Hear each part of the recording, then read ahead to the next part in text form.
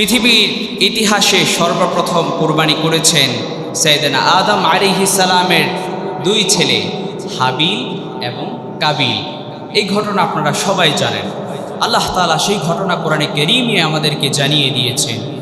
রব্বুল আলামিন বলেন, ওয়াতলু আলাইহিম নাবা বানাই আদম বিল হাক্কি ইয ক্বাররাবা قربانا فتقبل من أحدهما ولم يتقبل من الآخر قال لأقتلنك قال إنما يتقبل الله من المتقين। সবাই পড়েন আল্লাহু আকবার। রব্বুল আলামিন বললেন, আল্লাহ তাআলা বিধান করে দিয়েছেন সাইয়েদনা আদম আলাইহিস সালাম তার সন্তানদের জন্য আল্লাহ বিধান করে দিয়েছেন, তারা উভয়ে কোরবানি করলো। মূল ঘটনা আপনাদেরকে সংক্ষেপে আমি বলার চেষ্টা করি। সাইয়েদনা আদম আলাইহিস সালাম পৃথিবীর প্রথম মানব, হাওয়া আলাইহিস সালাম প্রথম মানবী। তাদের মাধ্যমে পৃথিবীতে জোড়ায় জোড়ায় সন্তান উৎপন্ন বা উৎপাদন শুরু হয়েছে। তখন থেকে সন্তান জন্মের বিষয়টা শুরু হয়েছে। জোড়ায় জোড়ায় অর্থাৎ যমজ যমজ সন্তান হতো, একটা ছেলে একটা মেয়ে। হাবিলের সাথে একটা মেয়ে জন্মগ্রহণ করেছে, তার বোন, এবং কাবিলের সাথেও একটা মেয়ে জন্মগ্রহণ করেছে। হাবিলের সাথে যে মেয়ে জন্মগ্রহণ করেছে, এক গর্ভের ছেলের সাথে আরেক গর্ভের মেয়ের বিয়ের ব্যাপারে আল্লাহ তাআলা নির্দেশ দিয়েছেন। কাবিল এটা মানতে নারাজ। কাবিল বলে যে আমার সাথে যে মেয়েটা জন্মগ্রহণ করেছে আমি তাকেই বিয়ে করব, কারণ সে সুন্দরী ছিল। আর হাবিলের সাথে যে মেয়েটা জন্মগ্রহণ করেছে সে কালো ছিল। এই জন্য এ ব্যাপারে হাবিল কাবিলের মধ্যে সমস্যা যখন দেখা দিল, আল্লাহ তাআলা বললেন, তোমরা কুরবানি করো। তোমরা কুরবানি করলে তোমাদের যার কুরবানি আমার দরবারে কবুল হবে তা সেই ওই সুন্দরী মেয়েকে বিয়ে করবে। এরপরে হাবিলের কোরবানি আল্লাহ তাআলা কবুল করলেন। আল্লাহ তাআলা হাবিলের কোরবানি কবুল করার পরে কাবিল এবার তার ভাই হাবিলকে বলতে লাগলো, ক্বালা লাআকতুলান্নাক, আমি তোমাকে হত্যা করব, আমি তোমাকে কতল করব। হাবিল তখন জবাব দিয়ে দিল, ক্বালা ইন্নামা ইয়াতাকাব্বালুল্লাহু মিনাল মুত্তাকিন, আল্লাহ কেবল মুত্তাকিদের কুরবানি কবুল করে থাকে। সুবহানাল্লাহ পড়েন।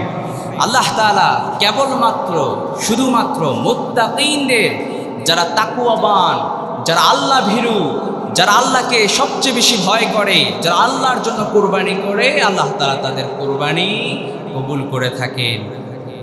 যত বড় গরু, যত বড় মহিষ, যত বড় ওট হোক না কেন, আপনার যদি নিয়ত সহি না থাকে, যদি আপনার তাকওয়া না থাকে, আপনি যদি মুত্তাকি হতে না পারেন, আপনার এই কোরবানি আল্লাহর দরবারে কবুল হবে না।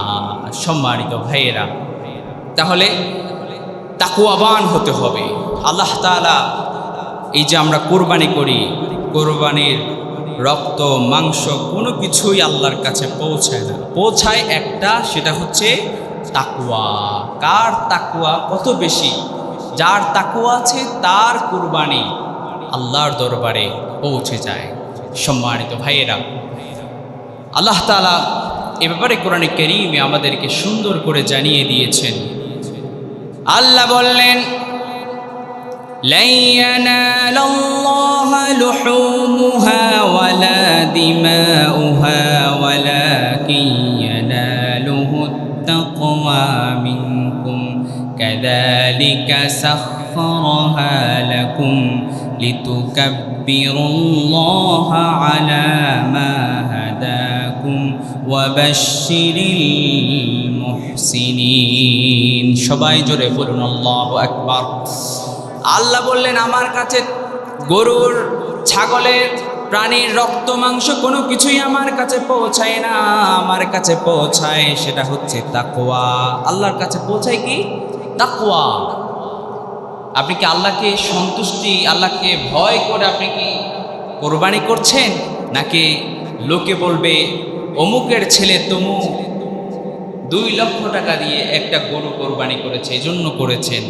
আল্লাহ তাআলা আপনার অন্তরের খবরটা দেখতে চায়, আপনি কি নিয়ত আপনি কোরবানি করছেন। সম্মানিত ভাইয়েরা, ইব্রাহিম আলাইহিস সালাম, আমরা যেভাবে কোরবানি করি এটা হচ্ছে ইব্রাহিম আলাইহিস সালামের সুন্নাত।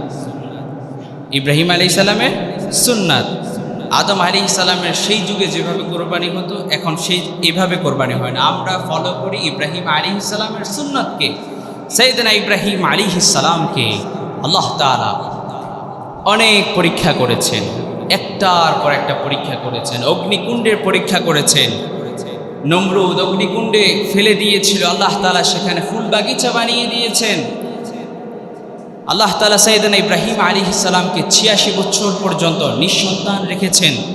আল্লাহ তাআলা সাইয়েদনা ইব্রাহিম আলাইহিস সালামকে যখন সন্তান দিলেন, সন্তান দেওয়ার পরে আবার পরীক্ষা করলেন। আল্লাহ বললেন, তুমি তোমার সন্তান, তোমার স্ত্রী সাইয়েদাতুনা হাজার আলাইহিস সালামকে মক্কার ধুধু প্রান্তরে, মরু প্রান্তরে রেখে আসো, উপত্যকায় রেখে আসো, যেখানে কোনো মানুষ নাই, কোনো প্রাণী নাই, কোনো পানিও নাই, খাবারের কিছুই নাই। এখন তো মক্কা, মদিনা এই শহরগুলো কত জাঁকজমক, তখন এগুলো কিছুই ছিল না।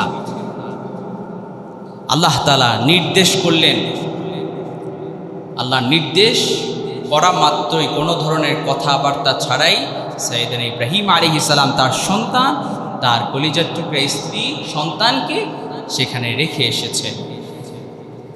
আল্লাহ তাআলা সাইয়েদনা ইব্রাহিম আলাইহিস সালাম আল্লাহ তাআলার কাছে ফরিয়াদ করেছেন। 86 বছর পর্যন্ত সন্তান হয় না, পরীক্ষা করলেন আল্লাহ তাআলা। প্রত্যেক নবীকে আল্লাহ পরীক্ষা করেছেন, 2-1 নবী ছাড়া প্রতিটা নবীকে আল্লাহ তাআলা একটার পর একটা পরীক্ষা করেছেন। আশাদ্দুন নাস বালাআন আল আম্বিয়া, সবচেয়ে বেশি বাধা মুসিবতের শিকার হয়েছেন নবীগণ। থুম্মাল আমসাল ফাল আমসাল, এরপরে সিদ্দিকিন, শুহাদা, সালেহিন, তাদের উপরও ব্যক্তির দিনদারিতা যত বেশি, তার পরীক্ষার লেভেলও তত বেশি। সাইয়েদনা ইব্রাহিম আলাইহিস সালাম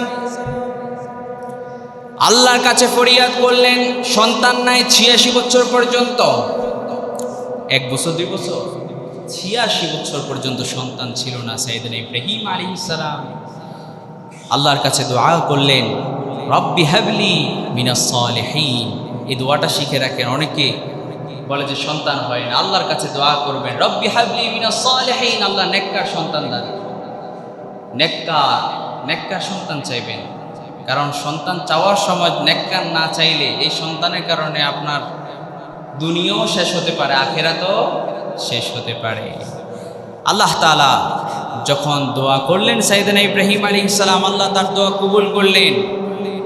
আল্লাহ বললেন, ফাবাশশিরনাহু বিগুলামিন হালিম। আল্লাহ তাআলা বললেন, ও ইব্রাহিম, আমি তোমার জন্য ধৈর্যশীল একজন পুত্র সন্তানের সুসংবাদ দিলাম। সুবহানাল্লাহ পড়েন। কত বছর পরে পেয়েছে? 86 বছর। সুবহানাল্লাহ পড়বেন না? ব্যাপারটা কি খুব সহজ না মানে স্বাভাবিক না অস্বাভাবিক? সম্মানিত ভাইয়েরা, আল্লাহ তাআলা যাকে চায় তাকে পুত্র সন্তান দেয়, যাকে চায় তাকে কন্যা সন্তান দেয়, যাকে চায় উভয়টা দেয়, আবার যাকে চায় তাকে কোনোটাই দেয় না, বন্ধ অবস্থায় রেখে দেয়। সব ক্ষমতার মালিক যিনি, আওয়াজ করে বলেন তিনি কে? সে কথাই আল্লাহ বললেন, ইয়াহাবু লিমান ইয়াশাউ ইনাথাও ওয়া ইয়াহাবু লিমান ইয়াশাউ যুকুর।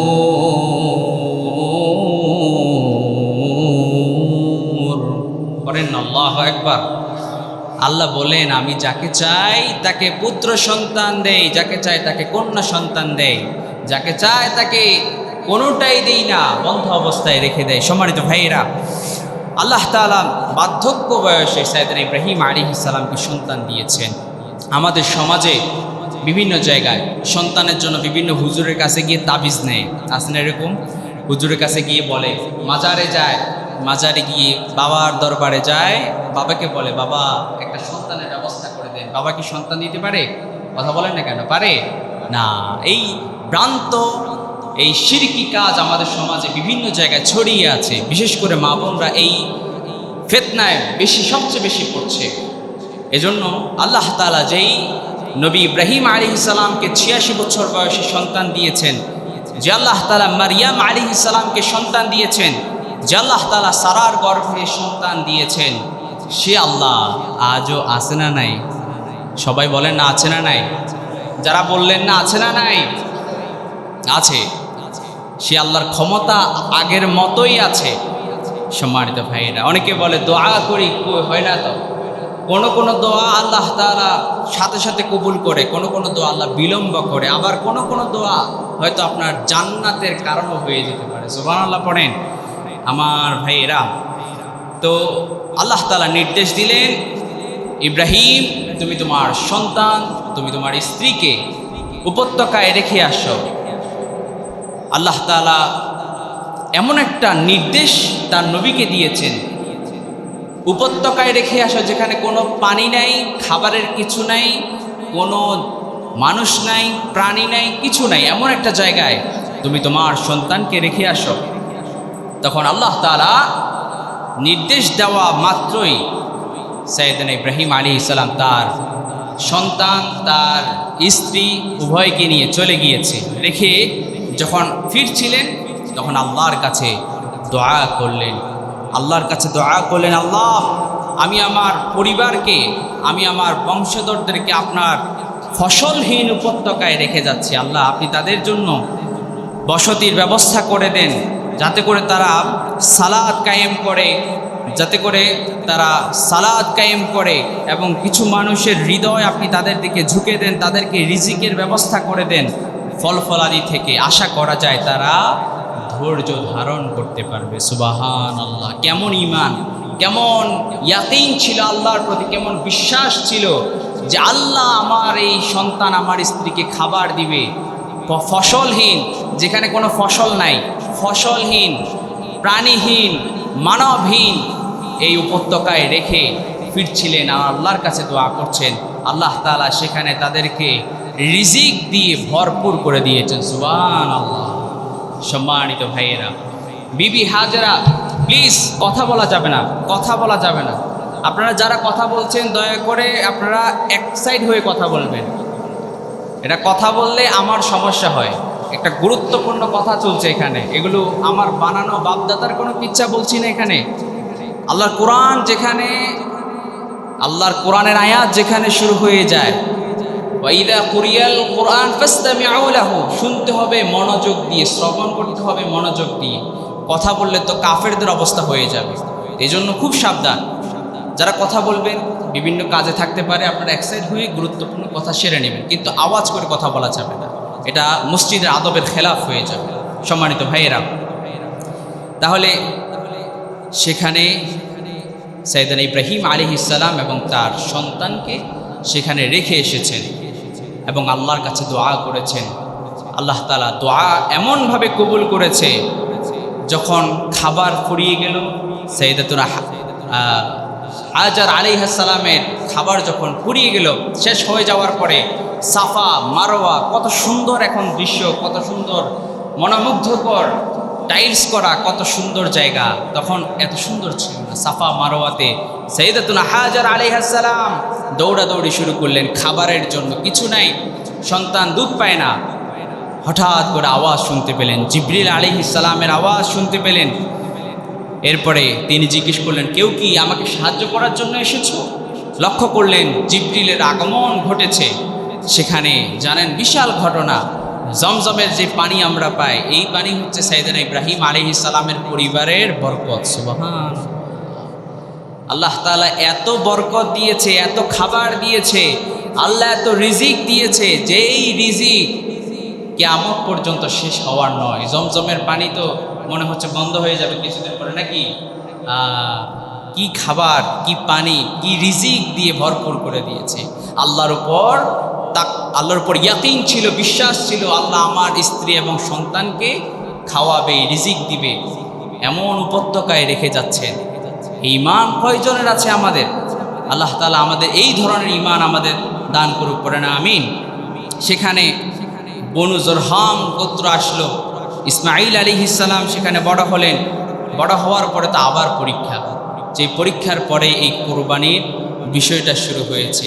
আল্লাহ তাআলা সাইয়েদনা ইব্রাহিম আলাইহিস সালামকে আবার পরীক্ষা করা শুরু করলেন যে ইব্রাহিম, তুমি তোমার কলিজার টুকরা সন্তান ইসমাঈলকে কি করো, জবাই করো। আল্লাহ দেখতে চেয়েছেন যে ইব্রাহিম আল্লাহ তাআলার যে নির্দেশনা কিভাবে পালন করে। আল্লাহ তাআলা যতটা পরীক্ষা করেছে সাইয়েদনা ইব্রাহিম আলাইহিস সালামকে, প্রতিটা পরীক্ষায় সফলতার সাথে নবী ইব্রাহিম আলাইহিস সালাম সফলতার সাথে উত্তীর্ণ হয়েছেন। সুবহানাল্লাহ। সম্মানিত ভাইয়েরা, এজন্য ইব্রাহিম আলাইহিস সালামের মতো ইয়াকিন, দৃঢ় বিশ্বাস আমাদেরও থাকতে হবে। আমরা অনেকে রিজিক নিয়ে টেনশন করি, যে কে খাওয়াবে, কে কি করবে, অনেক টেনশন। লক্ষ লক্ষ কোটি কোটি জীব জন্তু প্রাণী সবাইকে রিজিক দিচ্ছেন যিনি, সবাই একটু আওয়াজ করে বলেন না, তিনি কে? আল্লাহ। আমাদেরকে আল্লাহ রিজিক দিচ্ছেন। আপনি ভাবছেন যে আপনি টাকা পাচ্ছেন, ব্যবসা আছে, এই ব্যবসার লাইন ঘাট, মেধা শক্তি, সব কিছু, বুদ্ধিমত্তা আপনাকে আল্লাহই তো দিয়েছেন। সম্মানিত ভাইয়েরা, এজন্য আল্লাহর প্রতি বিশ্বাস, অগাধ বিশ্বাস আমাদের থাকতে হবে সাইয়েদনা ইব্রাহিম আলাইহিস সালামের মতো। আল্লাহ তাআলা আমাদের সবাইকে কবুল করুন, এবং বাকি যেই বিষয়গুলো আগামী জুমায় আমরা ইনশাআল্লাহ